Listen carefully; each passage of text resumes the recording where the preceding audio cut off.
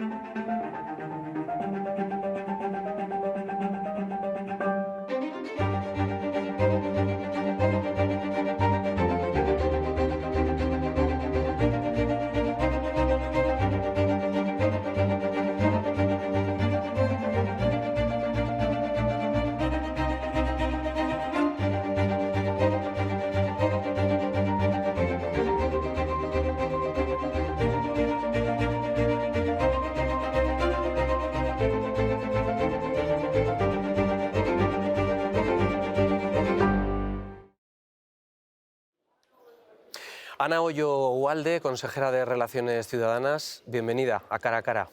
Bienvenida, gracias a vosotros por invitarme. Un cara a cara fuera de casa. Nos hemos encontrado casi en el centro de Europa. Estamos en Bruselas, en el set de televisión, el estudio Ágora. Nosotros hemos venido a informar. ¿El Gobierno de Navarra a qué ha venido esta vez? Bueno, pues el Gobierno de Navarra lleva ya años participando en la Semana Europea de las Regiones y las Ciudades. Este año es la 20 edición, la 20ª edición de esta semana. Y el Gobierno de Navarra estamos participando en 7 eventos en torno al Pacto Verde. El consejero Irujo estuvo en uno de ellos, también estuvo con el comisario Schmid de Empleo. También estamos participando a través de Nasovinsa en diversos eventos sobre edificación sostenible. También estamos a través de la Euroregión participando en la alianza con las universidades y el evento de mañana es el que ha organizado la propia delegación de Navarra en Bruselas y se trata de un evento en el que se van a compartir buenas prácticas de cooperación regional en la transición de la S3 a la S4 a través de la economía circular. Consejera, explíquenos qué es esto de la estrategia de especialización inteligente, porque estamos escuchando cada vez más a los políticos, a ustedes, hablar de la S3, de la S4.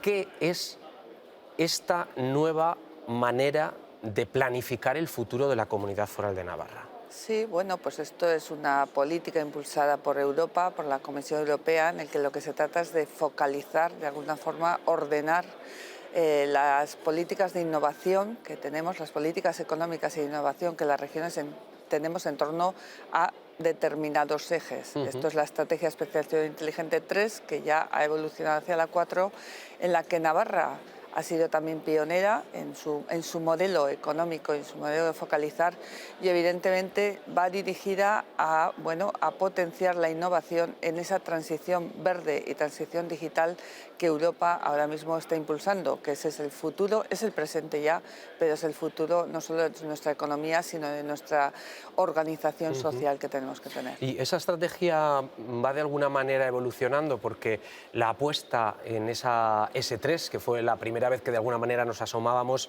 a ver cuál era el futuro más inmediato de la comunidad foral, nos hemos encontrado con el sector automovilístico, nos hemos encontrado con el sector agroalimentario, incluso con el sector audiovisual. ¿Cuál es la evolución? ¿Hacia dónde está cambiando, si es que está cambiando, y si se va a incorporar también algún nuevo área en el que, de la mano de la innovación o de la mano incluso de la sanidad, Navarra pueda también encontrar otros huecos donde crecer? Sí, bueno, tú hablabas cuáles son las fortalezas de Navarra, evidentemente el sector de automoción, el sector agroalimentario, también el sector de la investigación sanitaria es otra de las fortalezas, pero también estamos hablando de la economía circular o de la economía social.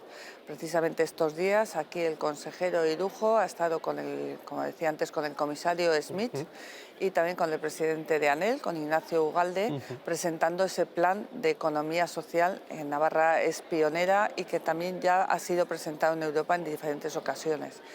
Hablamos también de la economía circular. Mañana precisamente en ese evento lo que se van a plantear es buenas prácticas en torno a esa economía circular, a esa iniciativa que la pasada semana presentábamos 3 consejeros, la consejera Gómez, el consejero Irujo, yo misma, de Navarra Circular, en el que lo que entendemos que el futuro de Europa o es verde o no habrá futuro, por lo cual tenemos que trabajar en sinergias para que también la economía tenga esa circularidad.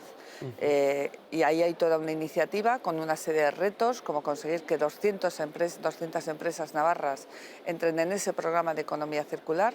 Ya tenemos 50 empresas que han entrado en un catálogo de empresas circulares que se han fomentado a través de la Dirección General de Acción Exterior, pero como digo, en esa iniciativa hay una serie de cifras que se quieren conseguir, 200 empresas, 100 estudiantes que se formen en economía circular, 75 proyectos pioneros.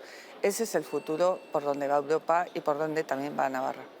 ¿Y a la ciudadanía le pedimos algo en cuanto a la economía circular? ¿Qué podemos hacer en casa en cuanto a economía circular? Bueno, pues evidentemente esto es una decisión de las instituciones, también del sector económico y empresarial, pero evidentemente también son decisiones personales. Todos y todas podemos contribuir efectivamente a que haya menos residuos. Creo que en Navarra llevamos ya muchos años con las políticas de reciclaje, pero tenemos que avanzar más en esa descarbonización, no solo de la economía, sino de la propia sociedad, con el uso del transporte público, es decir, con un reciclaje de residuos, bueno, con un consumo de alimentos de kilómetro cero, es decir, claro que la ciudadanía podemos hacer mucho por esa circularidad. Siempre hemos hablado de comprar en el comercio de casa, ¿no?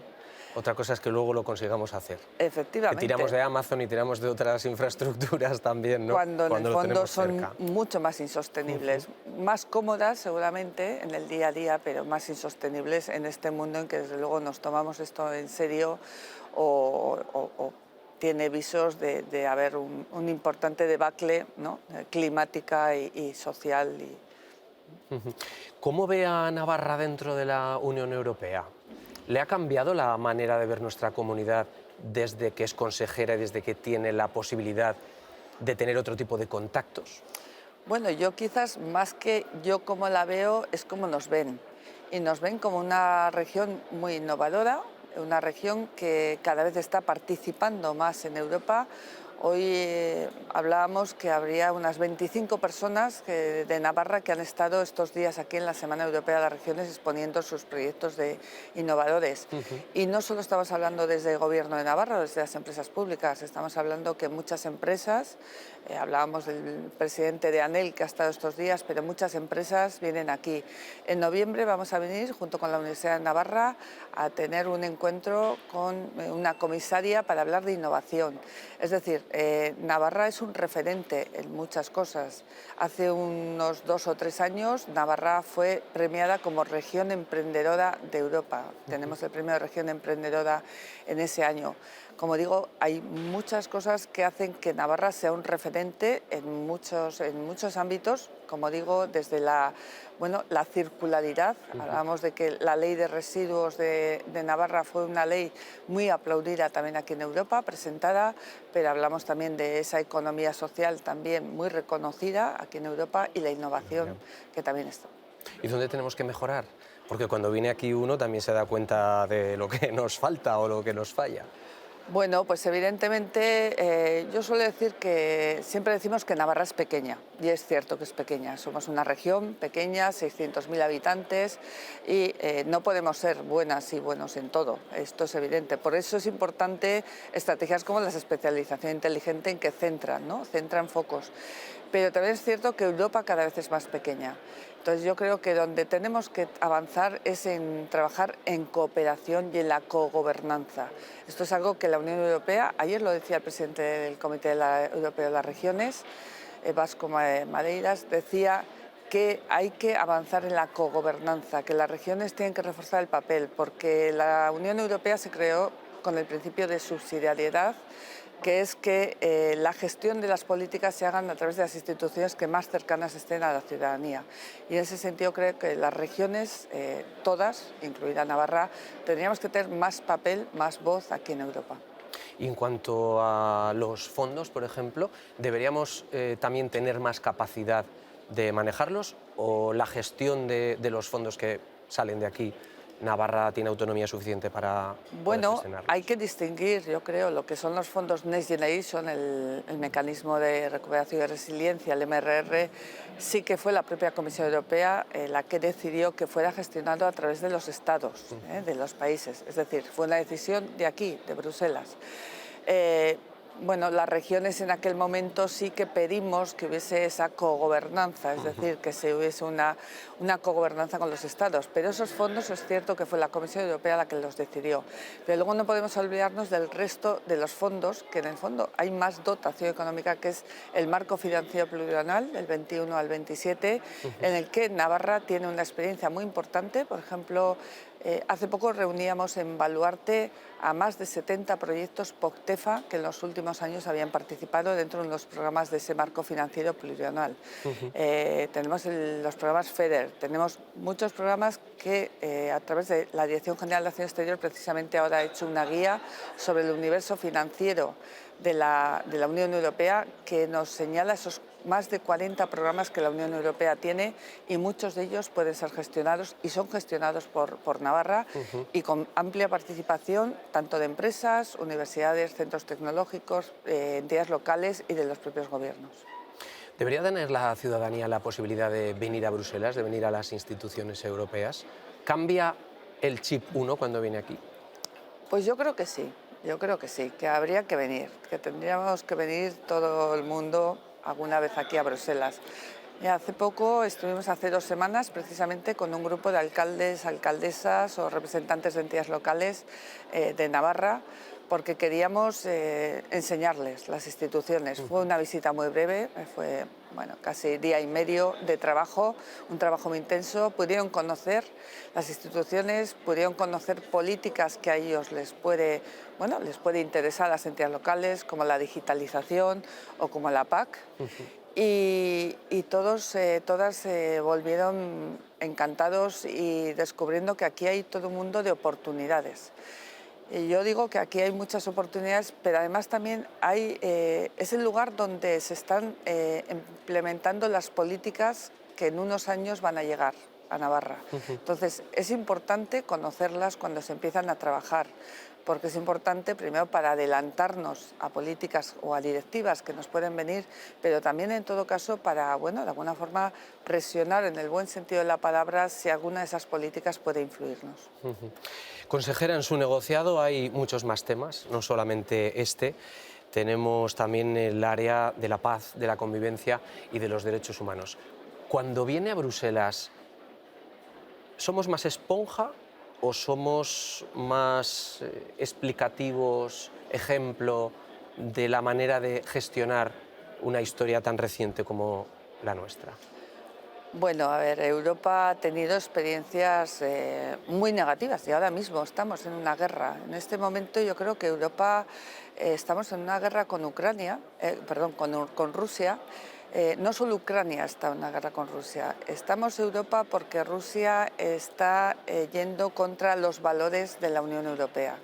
Yo quiero recordar que la Unión Europea surge, la Comunidad Económica del Acero y el Carbón surge después de la Segunda Guerra Mundial, cuando Francia y Alemania se sientan y piensan que no se puede volver a repetir una guerra mundial, no se puede volver a repetir una guerra en territorio europeo. Y asientan sus bases sobre una economía, una unión económica, pero también sobre unos valores de democracia, de paz, de derechos humanos, que son los que inspiran esta Unión Europea posterior.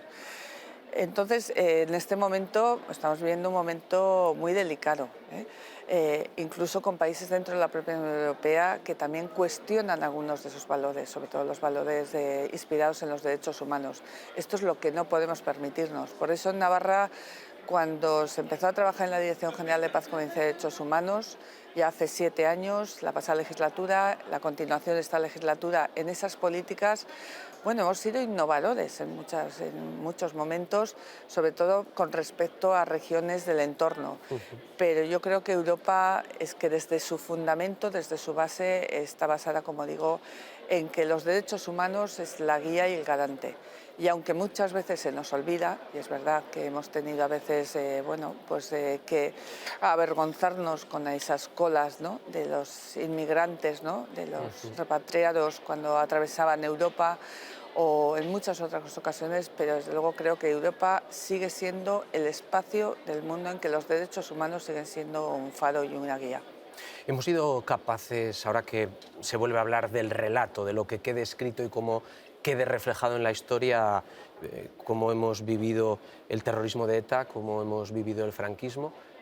¿Aquí se entiende lo que hemos vivido allí? ¿O como en la propia Navarra, depende quién te lo cuenta de una manera o lo cuenta de otra, ahí vamos a tener un problema insalvable? Sí, bueno, a ver, aquí se entiende, aquí es que ha habido muchos países que han tenido terrorismos, ¿eh? No somos una excepcionalidad dentro de Europa, ha habido otros países en que han tenido bandas terroristas, ¿eh? Entonces se entiende lo que es el terrorismo, claro que se entiende. Y sobre todo, como insisto, es que el origen de la Unión Europea es esa guerra que asoló y destruyó parte, sobre todo toda la Europa central, y que luego la dividió con una escuadra en un Cartabón a veces artificial, dividió países, dividió regiones. Entonces, esto se entiende muy bien aquí, porque lo han vivido hace 60, 70 años. Por eso hay toda una serie de líneas también estratégicas de la propia Unión Europea que avanzan en ello. Y hay un comisariado en que habla del estilo de vida europeo y avanza efectivamente en que ese estilo de vida europeo tiene que estar basado en los derechos humanos y desde luego en la no violencia y en la paz. Consejera, ¿están saldadas estas cuentas? ¿Hemos pasado ya página? ¿En Navarra? Sí. No. No, pero yo no creo que además la expresión tenga que ser pasar página, ¿eh? A las víctimas de cualquiera de las violencias, las víctimas del terrorismo de ETA, las víctimas de otras violencias, incluso las víctimas del golpe militar y del franquismo posterior, seguramente nunca se saldará la deuda con ellas, ¿eh? Porque es una herida emocional que está ahí. Otra cosa es que las instituciones que tenemos que trabajar primero para garantizar su derecho a la verdad, a la justicia y a la reparación de todas las víctimas, y tenemos que trabajar también en ir hacia un futuro de una sociedad en paz basada en los derechos humanos. Pero saldar la deuda creo que es que ni nos corresponde. Más que nos corresponde es que sería excesivamente ufano pensar que nosotros tenemos esa capacidad de salvar la deuda con las víctimas. Las víctimas han vivido un dolor que no se lo merecían nunca. La violencia nunca ha sido un instrumento legítimo, y a las víctimas hay que acompañarles, como digo, acompañarles en esos derechos a la verdad, la justicia y la reparación, pero nunca, desde luego, intentar que superen algo que a nivel personal pueden querer superarlo o pueden no. Y en Navarra, para esas familias, esas personas, incluso algún grupo parlamentario, como pueda ser Navarra Suma, que aseguran que de alguna manera se está blanqueando a Bildu, que no se soporta que el gobierno de María Chivite se apoye en EH Bildu para, por ejemplo, aprobar los presupuestos. ¿Esto va a seguir siendo así siempre? ¿Usted cree que en algún momento esto cambiará? Bueno, a ver, si creemos en la democracia y en la legitimidad de la ciudadanía a la hora de elegir a sus representantes, creo que no podemos cuestionar que EH Bildu es una fuerza legítima en este momento y una fuerza política que está ahí. Como digo, yo creo que a EH Bildu debería ya de una vez por todas hacer con valentía una mirada crítica hacia su pasado y reconocer que no estuvo bien lo que se hizo desde la banda terrorista ETA y todo el dolor que eso provocó y ese sufrimiento. Dicho lo cual, como digo, EH Bildu es una fuerza política legítima, no hay nadie que haya dicho que no sea así, y entiendo que el juego democrático también tiene que tener la participación de todos los actores políticos. Y con las víctimas del franquismo, ¿quedan aún muchas familias que vayan a encontrar los cuerpos de sus familiares asesinados y poder recuperar esos restos y poder enterrarlos donde la familia quiere? Pues desgraciadamente cada vez menos, y no porque no queden personas sin encontrar. Yo creo que de los 3.500 casi personas que fueron asesinadas en Navarra, quiero recordar que no hubo frente de guerra y sin embargo hubo más de 3.500 personas sacadas de sus casas, muchas de ellas sin juicio y asesinadas directamente. Pues faltarían de encontrar en torno a unas 1.000 personas todavía. Pero también es cierto que han pasado muchos años, demasiados años, estamos hablando de que esto ha pasado hace más de 80 años y cada vez es más difícil encontrar.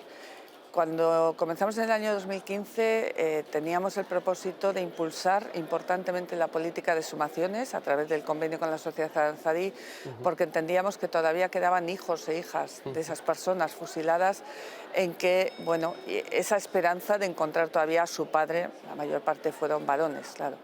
Pero es cierto que en estos años, después de un impulso importante de haber encontrado a más de 300 personas en esas exhumaciones, haber identificado a varios de ellos a través del banco de ADN, es cierto que cada vez está resultando más difícil, cada vez tenemos más exhumaciones fallidas, pues porque ya empiezan a no quedar ni siquiera testigos, o los testigos que había eran niños de 2 o 3 años y evidentemente cada vez está resultando más complicado.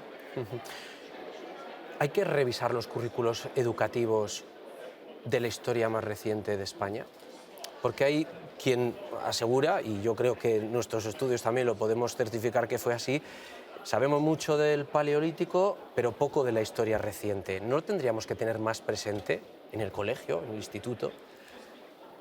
Sí, lo comparto. Lo que pasa que yo desde luego no soy una experta y no me atrevería a meterme en qué hay que hacer en el ámbito educativo, qué decir, cómo tienen que ser los currículos. Pero es verdad que nosotros, por ejemplo, desde la Dirección General de Paz, Convivencia y Derechos Humanos tenemos un programa de escuelas con memoria por la paz y la convivencia en el que cada año participan miles de jóvenes que, bueno, en colaboración con el profesorado de muchas escuelas y muchos institutos y centros educativos, estamos trabajando en eso que falta en lo que es la enseñanza teórica o en esos currículums, ¿no? Estamos avanzando, pues, por ejemplo, cuando participan en la GR 225, cuando participan en el Parque Sartagura y en encuentros con hijos, hijas, familiares de víctimas, en introducir en los currículos efectivamente qué pasó aquí, ¿no? Yo siempre digo que yo, que nací en Pamplona hemos vivido de espaldas al monte Ezkaba, en donde se produjo la mayor fuga de presos de Europa. En el año 1938, más de 800 presos del Fuerte Ezkaba se escapan. Muchos de ellos fueron asesinados, más de un centenar fueron asesinados por el camino, otros fueron devueltos a la prisión y no conocíamos esa historia quienes hemos nacido en Pamplona. Hemos vivido de espaldas, desde luego, a esa memoria y esto no puede repetirse en los jóvenes. Lo que sí que tenemos de alguna manera de frente y estamos esperando también es ver cómo evoluciona su plan estratégico del euskera y sobre todo cuándo vamos a ver el documento final del decreto de méritos. ¿Cómo están las cosas ahora mismo? ¿Cuál va a ser el siguiente paso? ¿Y qué tal con el PSOE? Bueno, a ver, con el Partido Socialista de Navarra estamos en un gobierno de coalición, somos dos formaciones políticas diferentes, con lo cual hay en ámbitos en los que no compartimos las políticas, en la mayor parte sí, porque evidentemente creo que además ahora mismo la sociedad navarra se merece que hagamos esa apuesta por el diálogo y por buscar consensos. A veces es más difícil, otras es más fácil. En el ámbito lingüístico, pues la verdad es que en el plan estratégico del euskera, pues después de un plan que estuvo trabajándose año y medio en los propios departamentos del Gobierno, con la ciudadanía, en Gobierno abierto, pues nos encontramos a principios de este año en que el Partido Socialista de Navarra pues no lo compartía, ¿no? Y no solo, creo que se ha centrado demasiado en una medida, cuando se dice es que se impone en el plan estratégico del euskera, hay una medida que dice que se va a imponer a los niños y niñas de toda Navarra estudiar euskera. Bueno, ¿Eso primero, es verdad o no? Pues no, es verdad. Yo le insto a que lea el plan estratégico del euskera, el borrador que está colgado en el Gobierno Abierto, y lo que se habla es de estudiar la posibilidad de implantar la enseñanza del euskera en toda Navarra a todos los niños y niñas, siempre que cuente con el consenso social y político suficiente. Es decir, primero estudiar y segundo con el consenso social y político. ¿El consenso en qué porcentaje está? ¿Qué es el consenso? ¿Quién Bueno, tiene que estar de acuerdo? Pues evidentemente ahora el Parlamento, primero esto significaría que en el caso de que se quisiera implantar tuviera que haber una reforma en la ley del euskera. Es decir, el consenso tendría que estar en el Parlamento. Y evidentemente pues ahora no existe ese consenso porque Navarra Suma parece que no está a favor de esa medida y el Partido Socialista de Navarra tampoco. Pero por eso digo que la medida en ningún momento hablaba de imponer, hablaba de estudiar esa posibilidad y que fuera llevada al consenso social y político. Y si sale consenso del Parlamento, pero hay familias de madres y padres en Navarra que no quieren que sus hijos lo estudien, ¿ustedes qué van a hacer? Que estudien, que no estudien en euskera. No, sería como asignatura el euskera. Sí, como asignatura, sí. ¿Nos planteamos que haya familias que no quieran que estudien matemáticas? O que ¿Equipara las matemáticas y el euskera en el aprendizaje? No. Hay comunidades, tenemos una lengua que yo digo, Navarra tenemos la fortaleza, y eso aquí también en Europa se ve siempre, que las lenguas es un valor, es una fortaleza de las sociedades. En Navarra a veces el euskera se ha integrado en un debate tan partidista, tan ideológico, que nos olvidamos que las lenguas son herramientas de comunicación y herramientas de entender. Aquí en Europa, en Bruselas, quien no habla 3, habla 4 lenguas. Las lenguas no sobran, no molestan, ¿no? Entonces, en ese sentido, no es equiparar el euskera a matemáticas o a historia o a dibujo. Es pensar que ¿por qué no? ¿Por qué no dar la oportunidad a nuestros niños y niñas que tengan un acercamiento al euskera? No estoy hablando de un modelo de inmersión lingüística, que evidentemente eso existe, ¿no? Sí, tener un acercamiento, ¿no? Lo mismo que se ha hecho con el inglés, con el francés, con el alemán. Ojalá pudiesen tener todos los centros también francés y alemán y otras lenguas, ¿por qué no? Otras comunidades autónomas, incluso gobernadas por el Partido Socialista de Navarra, lo han puesto. La Comunidad Valenciana ha puesto el valenciano en todos los centros. ¿Ese es un punto de fricción? ¿Cuál más? Ese es un punto de fricción, pero con Tenemos todo... que ir terminando. Sí, con todo y con ser importante, es un punto que además ha sido sugerido en el proceso de participación. Nos preocupa más que, por ejemplo, el Partido Socialista de Navarra, en el trabajo que hemos hecho con ellos sobre el plan estratégico del euskera, cuestione que existan derechos lingüísticos. Algo que está en la propia ley foral del euskera, reconocido, y que, por ejemplo, comunidades como la valenciana, dirigida por el Partido Socialista Valenciano en ese caso, tienen una oficina de derechos lingüísticos. Entonces, en el trabajo que estamos haciendo con el Partido Socialista de Navarra, se cuestiona que existan derechos lingüísticos. Esto ya nos preocupa más. No obstante, yo quiero acabar, ya que dices que queda poco tiempo. Sí, tenemos que terminar. Yo confío que lleguemos a un acuerdo. Creo que no nos separan tantas cosas, de todas formas, y creo que el enconamiento a veces, ¿no?, que se vive, la pasionalidad con la que se vive a veces en el debate del euskera, creo que cuando nos sentamos no nos deberían separar tantas cosas, y yo confío en que el plan estratégico del euskera sea aprobado.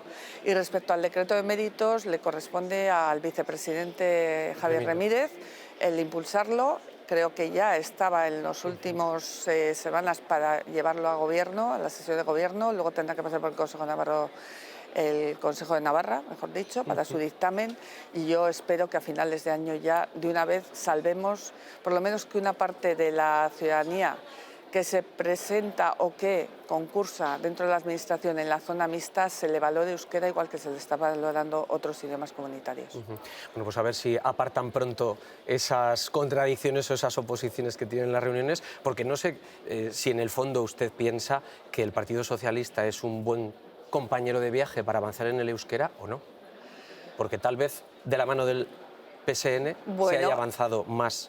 Bueno, a ver, yo creo que hemos avanzado mucho en los últimos años, ¿eh? Desde el 2015 aquí, en el ámbito lingüístico hemos avanzado mucho. Mire, este viernes tenemos un encuentro con más de 1000 jóvenes, jueves y viernes, en el Baluarte en torno a Sarean Euskadas, las jornadas Sarean Euskadas, que por cierto hace 2 semanas las presentamos aquí en Bruselas y la Comisión Europea nos las ha calificado como buena práctica en lenguas minoritarias, en el que los jóvenes trabajan en las nuevas tecnologías, en el ámbito de las nuevas tecnologías y el euskera. Entonces creo que tenemos muchas, muy buenas políticas también en el euskera y que a veces pues, nos separan pequeñas cosas que esperemos que las podamos salvar. Consejera Ana Hoyo-Walde, muchísimas gracias por su tiempo y buen viaje de vuelta a casa. Muchísimas gracias a vosotros y lo mismo, nos volvemos a ver en Pamplona esta vez. Gracias, Ana.